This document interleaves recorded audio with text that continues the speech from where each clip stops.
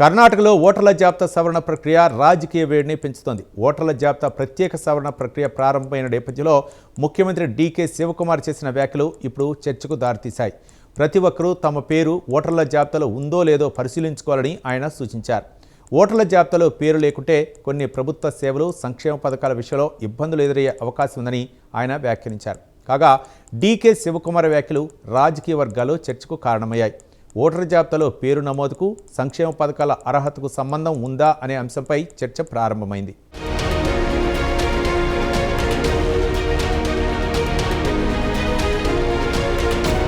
Special intensive revision, దీనినే sir ప్రక్రియ అంటారు. కాగా ఇటీవలి కాలంలో ఈ పదం బాగా పాపులర్ అయింది.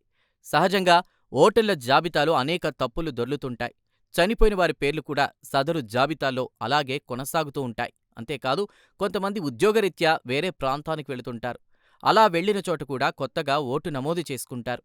గతంలో ఉన్నటువంటి ప్రాంతంలో ఉన్నటువంటి ఓటు జాబితాలో అలాగే కొనసాగుతుంటుంది. అంటే ఒకే వ్యక్తికి 2 చోట్ల ఓట్లుంటాయి. అంతేకాదు, ఓటరు జాబితాలో పేరు నమోదు కావడానికి కొన్ని నిర్దిష్ట ప్రామాణికాలుంటాయి.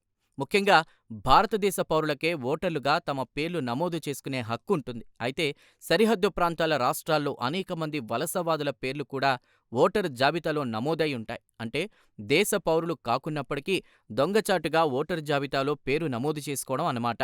ఈ పొరపాట్లను, తప్పులను సరిదిద్దడానికి ఎన్నికల సంఘం సర్ ప్రక్రియ చేపట్టింది.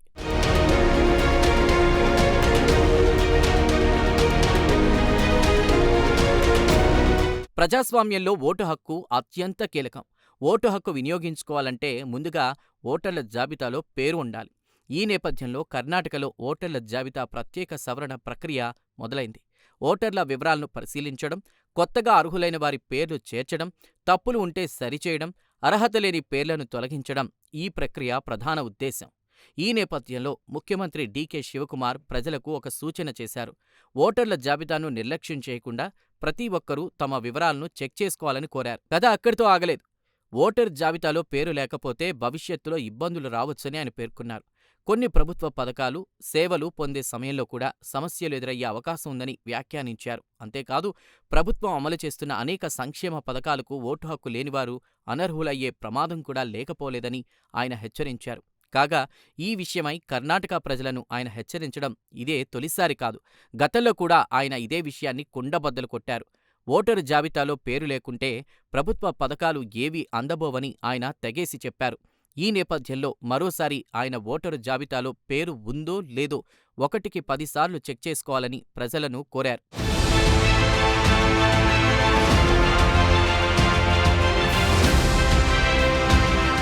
అయితే ఓటరు జాబితాలో పేరు లేకపోతే ప్రభుత్వ సంక్షేమ పథకాలు అందబోవని డీకే శివకుమార్ చేసిన వ్యాఖ్యలపై భిన్నాభిప్రాయాలు వ్యక్తమవుతున్నాయి. కాగా ప్రభుత్వ సంక్షేమ పథకాలకు అర్హత అనేది ఆయా పథకాల నిబంధనల ఆధారంగా ఉంటుందని నిపుణులు చెబుతున్నారు. కేవలం ఓటర్ల జాబితాలో పేరు లేకపోవడం ఒక్కటే కారణంగా అన్ని సంక్షేమ పథకాలను నిలిపివేసే నిబంధన ఎక్కడా ఉండదని నిపుణులు అభిప్రాయపడుతున్నారు. అంతేకాదు, ఎన్నికల సంఘం చేపడుతున్న సమగ్ర సవరణ ప్రక్రియను నెగటివ్ కోణంలో చూపించడం సరికాదని నిపుణులు పేర్కొన్నారు. సర్ ప్రక్రియ ముఖ్య ఉద్దేశం జాబితా నుంచి దొంగ ఓట్లు తొలగించడమేనని వీరు వెల్లడించారు. అయితే ఓటరు జాబితాలో తమ పేరు ఉందో లేదో చెక్ చేసుకోవాల్సిన బాధ్యత ప్రజలపై ఉందన్నారు. అంతేకాదు, ఎన్నికల సమయంలో ఓటు హక్కును కోల్పోకుండా ఉండేందుకు ముందుగానే వివరాలను సరిచేసుకోవడం మంచిదని నిపుణులు సూచిస్తున్నారు. కర్ణాటకలో ప్రారంభమైన ఈ ఓటర్ల జాబితా సవరణ ప్రక్రియ ఇప్పుడు రాజకీయంగానూ, ప్రజాస్థాయిలోనూ చర్చకు దారితీస్తోంది. ఓటు హక్కు రక్షణతో పాటు ప్రజలకు అందేటువంటి సేవలపై కూడా ఈ అంశం ప్రభావం చూపుతుందా అనే చర్చ కొనసాగుతోంది.